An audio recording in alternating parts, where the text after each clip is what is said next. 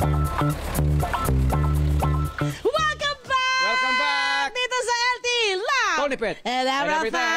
O ngayong umaga, my friend, my kasama natin or makakasama natin ang isang namumuno sa isang livelihood program. Okay. Talaga, yan ay sa kanyang, para sa kanyang mga kabarangay, hindi pang sarili. Dito sa Barangay Payatas B. Oo, correct. Eto na mga kasama natin ngayong umaga, Nanay Lucia Rocha, magandang umaga po. Good morning po. Good morning po. Dito tayo kita, yan. Welcome po sa Barangay Payatas. Ito po yung aming livelihood center po ng barangay. Bati naman kayo sa ating mga kabarangay, Mami. Magandang umaga po sa lahat ng taga-Payatas po.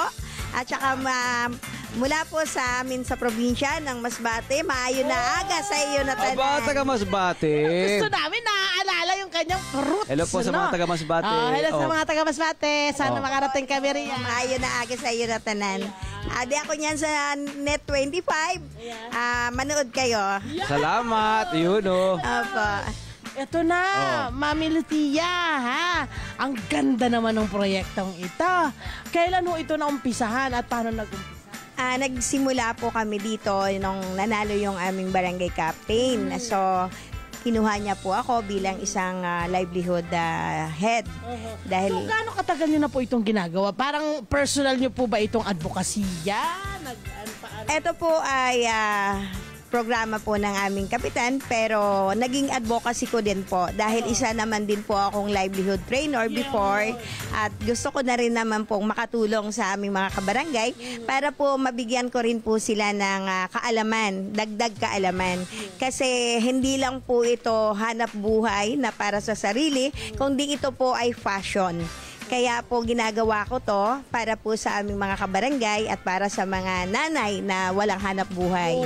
At itong livelihood program mo po, Mami Lucia, ay ano po? Maaari niyo po mong sabihin sa atin kung ano po itong ating livelihood program? Ito pong aming livelihood program.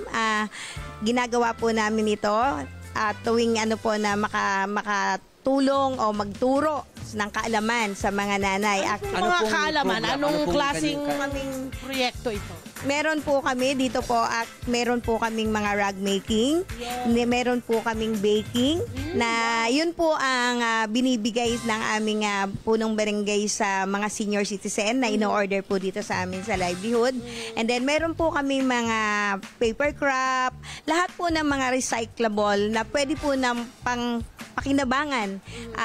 Yun po ang aming ginagawa po. Katulad po nitong mga basahan. Basahan, Ayan pot po. holder. So ini-innovate po namin ito kasi hindi lang po simpleng basahan, ginagawa na po namin siyang Sige. Ikot na tayo rito. Kapan pa rin natin ang kanyang advocacy na ginagawa para sa ating mga kabarangay. Naputol tayo dito sa mga gawa niya, my friend. Yeah, eto na. So magkano na po natin ibinebenta to at magkano pong naitutulong natin sa mga kabarangay natin? ito po, binibenta po namin ito. Nagbabazar po kami. Yung ganitong klaseng basahan po is 50 pesos kasi masinsin po siya at pure cotton. Tapos ito naman po is 3 for 100. Itong cotton din naman po ito siya. And then ito po is 10 pesos. At paano po natin natutulungan yung mga kabarangay natin? Kumikita rin po sila. Opo, kumikita po sila kasi po mas mataas po namin kasi na ibibenta kapag sa mga bazar. So may bahagi Kaya po sila. kung yung mga sa livelihood po namin, kailangan po maganda ang quality ng gawa para maibibenta din po siya ng mas At marami maganda. kang magiging customer, opo. my friend. Eto Oo. ma'am, ano po yung mga naikikwento sa inyo ng inyong mga kabarangay, lalo na ng mga kananayan, no? Doon sa anong tulong ang naibibigay natin sa kanila? Anong nagagawa nila sa kita nila? Ito po ay nakakatulong kasi marami na pong nakapagpaaral na gawa sa basahan. Like for example, dito po ako nagsimula at dito ko po binuhay yung 10 kong anak. Opo, dahil lang po sa basahan. Mabuhay talaga to si opo. Mami. Last na lang po, ilan po mga kabarangay na natin ang miyembro na po ng ating program? Marami po kami dahil ang aming pong Barangay Payatas ay siya po yung pinaka manggagawa ng May mga isang daan kayo basahan. kayang mga mami? More than na po sa Payatas ang manggagawa.